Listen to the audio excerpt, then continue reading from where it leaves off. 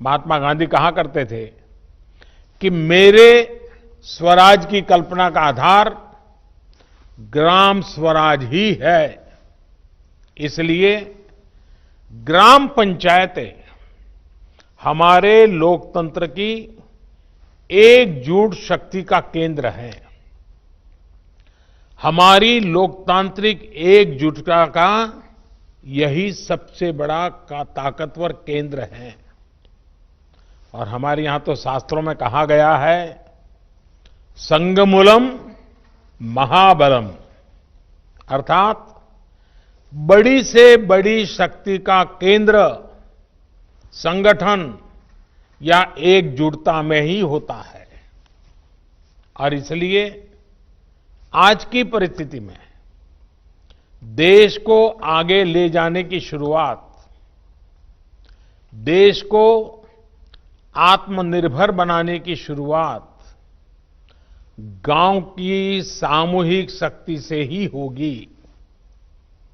आप सबकी एकजुटता से ही संभव होगी।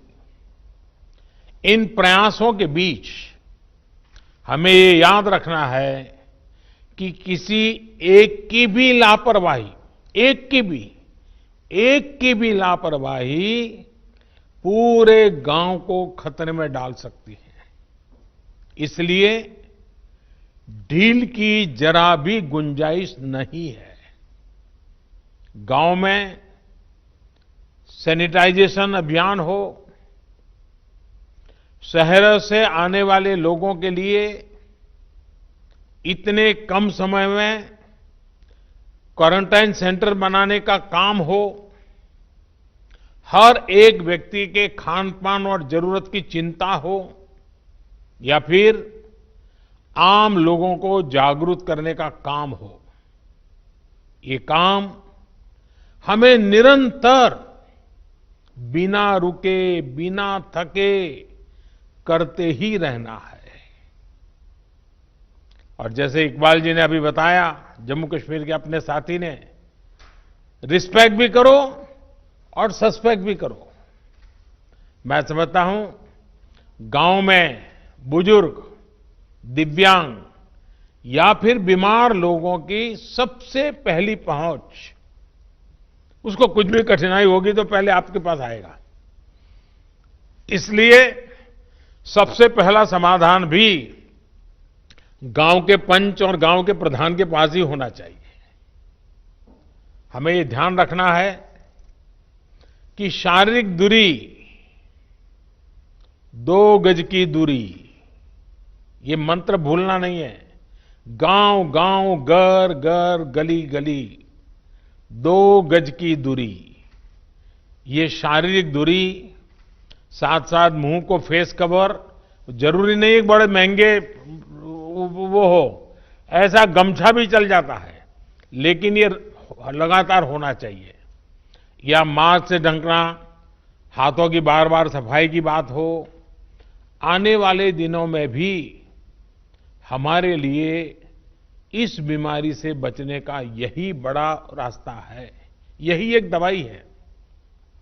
हमें बचाव और स्वच्छता पर ज्यादा बल इसलिए भी देना है क्योंकि गर्मी और बरसात के मौसम में अनेक प्रकार की बीमारियों का खतरा भी बढ़ जाता है।